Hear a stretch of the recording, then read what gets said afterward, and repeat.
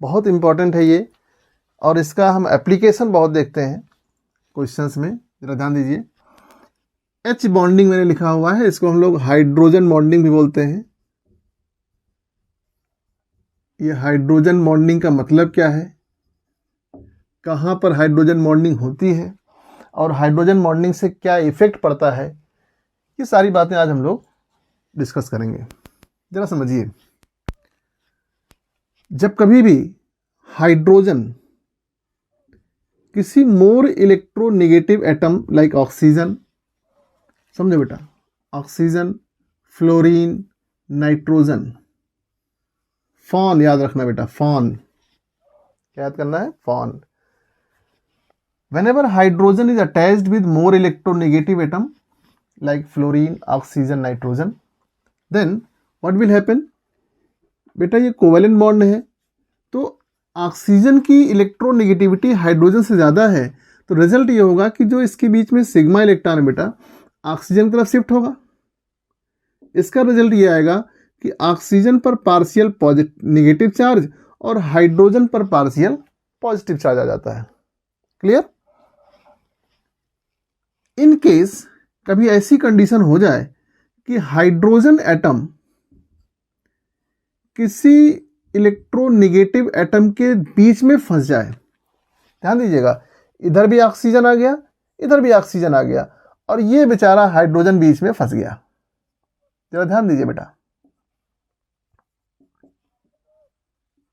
सी here, आपने कहा hydrogen is attached with more electronegative atom like oxygen, fluorine, nitrogen, FON. Then electronegative atom acquires partial negative charge and hydrogen acquires partial positive charge. यहां भी देखो hydrogen partial positive charge है, oxygen partial negative charge है, because of inductive effect minus I electronegativity of oxygen, or in case hydrogen is placed between two more electronegative atom like this, तो बेटा ध्यान दो, यहां पर एक पार्शियल, एक वीक इलेक्ट्रोस्टैटिक अट्रैक्शन वर्क कर रहा है बेटा। यहां पर इस पार्शियली पॉजिटिव चार्ज हाइड्रोजन और partially negative charge electronegative atom के बीच में एक इलेक्ट्रोस्टैटिक अट्रैक्शन वर्क करता है। इसी इलेक्ट्रोस्टैटिक अट्रैक्शन को बोलते हैं हम लोग बेटा hydrogen bond, electrostatic attraction, right. यही वीक इलेक्ट्रोस्टैटिक अट्रैक्शन जो है, इसी को हम लोग बेटा बोलते हैं hydrogen bond. I hope clear हो गया होगा कि आपको हाइड्रोजन बॉन्ड क्या है। जब इलेक्ट्रोनेगेटिव एटम के बीच में हाइड्रोजन आ जाता है, तो पार्शियली पॉजिटिव चार्ज हाइड्रोजन और partially negative charge electronegative atom के बीच में इलेक्ट्रोस्टैटिक अट्रैक्शन होता है। बेटा ध्यान देना इस चीज को, यहां पर अट्रैक्शन नहीं देखना है हमको, जब दोनों के बीच में फंस रहा है यहां पर, और इसको हम लोग किससे रिप्रेजेंट करते हैं बेटा, डॉटेड से, डॉट से, राइट। अब देखिए जरा, how many types of hydrogen bond is here? There are 2 types of hydrogen bond. कितने टाइप के बेटा? 2 टाइप्स के होंगे। Number 1 intermolecular hydrogen bond. Intermolecular मतलब क्या होगा भाई? when hydrogen bonding take place between 2 molecules,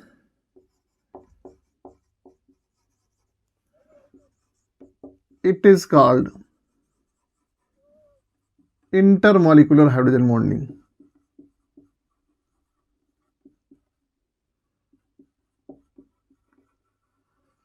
मतलब अभी जैसे मैंने भी एग्जांपल बताया था H2O के बीच में बेटा, तो H2O के बीच में जरा ध्यान दीजिए, HOH there are different water molecules, अलग अलग वाटर मॉलिक्यूल्स हैं, लेकिन ये वाटर मॉलिक्यूल्स बेटा सेम टाइप के दिख रहे हैं आपको, राइट। तो यहाँ पर partial negative charge, partial positive, negative positive, electronegativity difference होने के कारण से बेटा यहाँ पर पार्शियल पॉजिटिव नेगेटिव चार्ज बन रहा है। See here. अब देखो जरा, इस हाइड्रोजन को इधर इलेक्ट्रोनेगेटिव, इधर इलेक्ट्रोनेगेटिव बीच में आ गया तो हाइड्रोजन बॉन्डिंग हो गई बेटा। यहाँ देखिए, यहाँ हाइड्रोजन बॉन्डिंग हो गई, यहाँ हाइड्रोजन बॉन्डिंग हो जाएगी। So these are the different hydrogen bondings between different molecules, so it is called intermolecular hydrogen bonding. दूसरा टाइप देखते हैं बेटा हम लोग, इंट्रामॉलिक्यूलर हाइड्रोजन बॉन्डिंग। ये क्या होता है जरा समझिए। इंट्रामॉलिक्यूलर हाइड्रोजन बॉन्डिंग बेटा,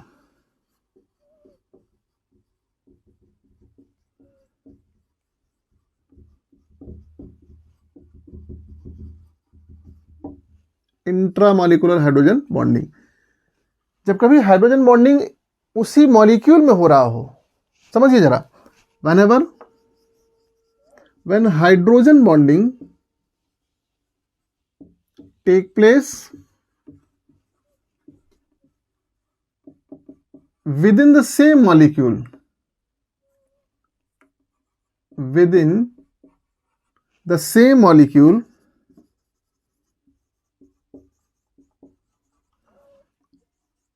it is said to be intramolecular hydrogen bonding, right? यहां समझिए जरा, with in the same molecule बेटा। अभी क्या हम लोग ले रहे थे, डिफरेंट वाटर मॉलिक्यूल ले रहे थे, वहां पर हाइड्रोजन बॉन्डिंग हो रही थी, तो उसको हमने कह दिया इंटरमॉलिक्यूलर हाइड्रोजन बॉन्डिंग। अब क्या कर रहे हैं, उसी मॉलिक्यूल में ही हो रहा है, अपने अंदर ही हो रहा है हाइड्रोजन बॉन्डिंग। कैसे होगा जरा देखिए एग्जांपल, समझिए जरा। एक एग्जांपल मैं ले रहा हूं, see here,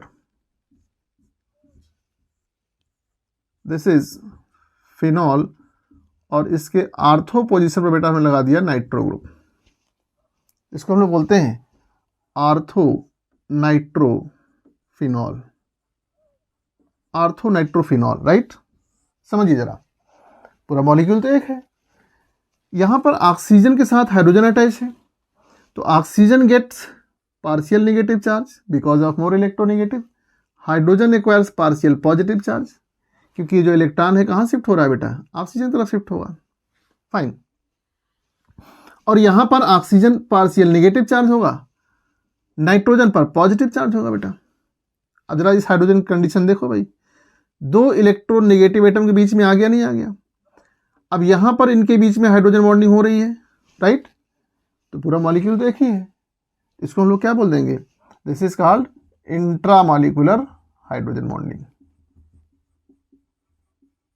intramolecular hydrogen bonding, clear. अब जरा समझिए, whenever hydrogen bonding take place within the same molecule, it is called intramolecular hydrogen bonding, and when hydrogen bonding take place between different molecule, it is called intermolecular hydrogen bonding। बेटा यहाँ पर एक question rise होता है, बहुत important question है कि hydrogen bonding का इफेक्ट क्या होगा, जरा समझिए क्या इफेक्ट होगा, समझो बेटा। Effect of hydrogen bonding,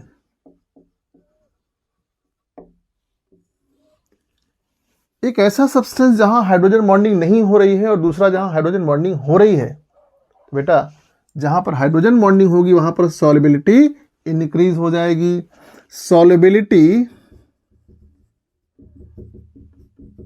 increases due to hydrogen bonding.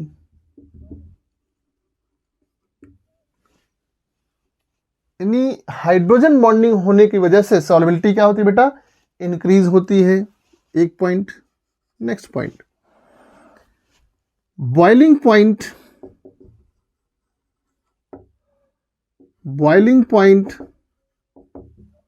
Viscosity, viscosity आप कह सकते हैं, density increases due to hydrogen bonding. Hydrogen bonding की वजह से सॉल्बिलिटी इंक्रीज हो रही है, बॉइलिंग पॉइंट इंक्रीज हो रहा है, विस्कोसिटी इंक्रीज हो रही है और डेंसिटी भी इंक्रीज हो रही है बेटा। जरा समझिए, एक क्वेश्चन समझते हैं हम लोग। एक क्वेश्चन पूछा जाता है, जरा समझिए। Boiling point of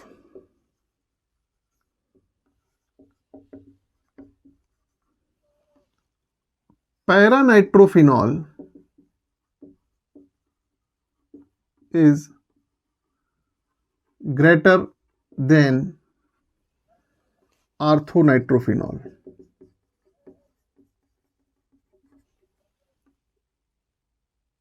It is because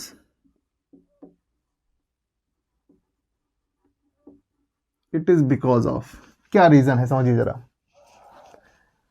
जैसे आपने कह दिया, एक स्ट्रक्चर बना रहा हूं मैं,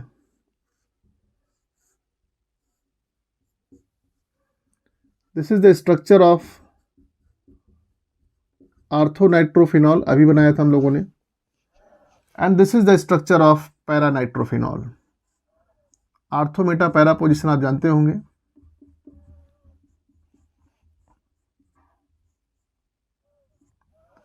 this is orthonitrophenol and paranitrophenol.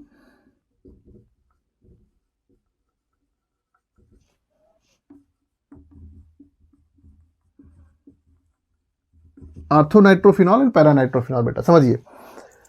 पूछा गया है कि साहब पैरानाइट्रोफिनॉल का बॉइलिंग पॉइंट आर्थो के कंपैरिजन में ज्यादा होगा, ऐसा क्यों?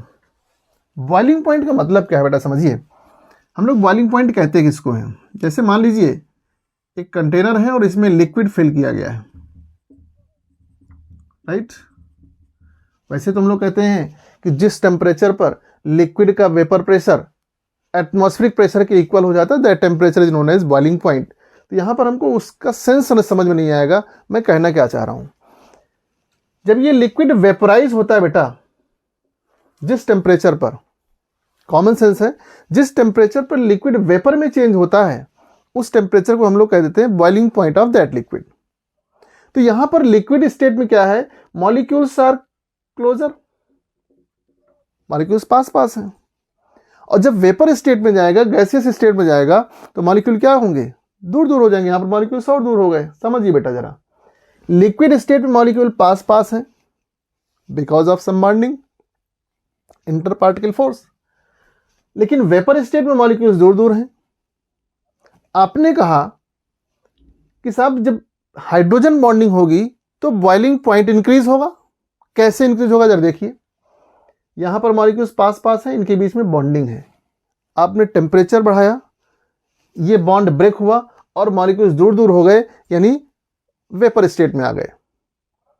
तो मींस ऐसी कंडीशन जहां पर दो मॉलिक्यूल्स आपस में अट्रैक्ट हो रहे हैं, दो मॉलिक्यूल्स के बीच में कोई बॉन्डिंग है, वहां पर बॉइलिंग पॉइंट ज्यादा होगा। जरा देखिए, इन दिस स्टेट कौन सी बॉन्डिंग हो रही बेटा?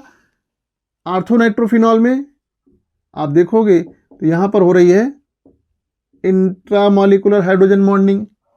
एक मॉलिक्यूल ये हुआ, एक मॉलिक्यूल ऐसे और ले लो बेटा, ये लीजिए, एक मॉलिक्यूल और ले लिया आपने। तो यहां पर भी इंट्रामॉलिक्यूलर हाइड्रोजन बॉन्डिंग है, राइट। जब यहां पर भी इंट्रामॉलिक्यूलर हाइड्रोजन बॉन्डिंग है बेटा, तो क्या ये दो मॉलिक्यूल आपस में इंटरेक्ट होंगे? बिल्कुल होंगे, लेकिन एक वीक फोर्स होगा, वैन डर वाल्स फोर्स। जरा समझिएगा, इन दोनों के बीच में कौन सा फोर्स लग रहा है बेटा? Van der Waals force. Van der Waals force लग रहा है बेटा, राइट। और यहां पर एक दूसरा अगर हम पैरानाइट्रोफिनॉल ले लें, समझिए बेटा, तो पैरानाइट्रोफिनॉल लेने पर ये हमको साफ साफ दिख रहा है कि इसमें ये देखो बेटा, ये नेगेटिव, ये positive, these two molecules are interact, these two molecules are attached by which bonding? Intermolecular hydrogen bonding. Intermolecular hydrogen bonding. समझिए बेटा, अब जरा ध्यान दीजिए, there are two different paranitrophenol. ये दोनों पैरानाइट्रोफिनॉल बेटा एक दूसरे से अटैच्ड हैं, कैसे? इंटरमॉलिक्यूलर हाइड्रोजन बॉन्डिंग से, यानी ये दोनों मॉलिक्यूल के बीच में एक बॉन्डिंग है, इलेक्ट्रोस्टैटिक अट्रैक्शन है बेटा। सॉरी, यहाँ निगेटिव होगा, यहाँ पॉजिटिव होगा, निगेटिव और ये पॉजिटिव। तो इन दोनों के बीच में एक इलेक्ट्रोस्टैटिक अट्रैक्शन लग रहा है, भले ही वो वीक अट्रैक्शन है। दोनों मॉलिक्यूल एक दूसरे से कनेक्टेड है कि नहीं? यहां पर दूसरा मॉलिक्यूल होगा बेटा, वो दूसरा कनेक्टेड होगा इसके साथ, यहां पर दूसरा मॉलिक्यूल कनेक्टेड होगा दूसरे के साथ। मींस पैरानाइट्रोफिनॉल के केस में two different molecules are attached by intermolecular hydrogen bonding. लेकिन आर्थोनाइट्रोफिनॉल में इन दो मॉलिक्यूल्स के बीच में कोई भी बॉन्डिंग, हाइड्रोजन बॉन्डिंग जैसी बॉन्डिंग नहीं है। यहां पर कौन सी बॉन्डिंग हो रही है? वैन डर वाल्स फोर्स लग रहा है। तो बेटा आपको मालूम है hydrogen bond is stronger than van der Waals. क्योंकि hydrogen bond van der Waals force से ज्यादा स्ट्रांग होता है, तो इन मॉलिक्यूल्स को वेपोराइज करने के लिए आपको टेम्परेचर ज्यादा चाहिए, यानी इसका बॉइलिंग पॉइंट ज्यादा होगा और इसका बॉइलिंग पॉइंट कम होगा। अब आपको समझ में आ गया होगा क्या कि पैरानाइट्रोफिनॉल का बॉइलिंग पॉइंट आर्थोनाइट्रोफिनॉल से ज्यादा होता है। क्यों? Because of intermolecular hydrogen bonding, right. तो जहां हाइड्रोजन बॉन्डिंग होगी वहां पर सॉल्युबिलिटी भी इंक्रीज होगी। क्लियर? आइए जरा देखिए, समझिए। अगर हम सॉल्युबिलिटी की बात करते हैं बेटा, ध्यान दो, जैसे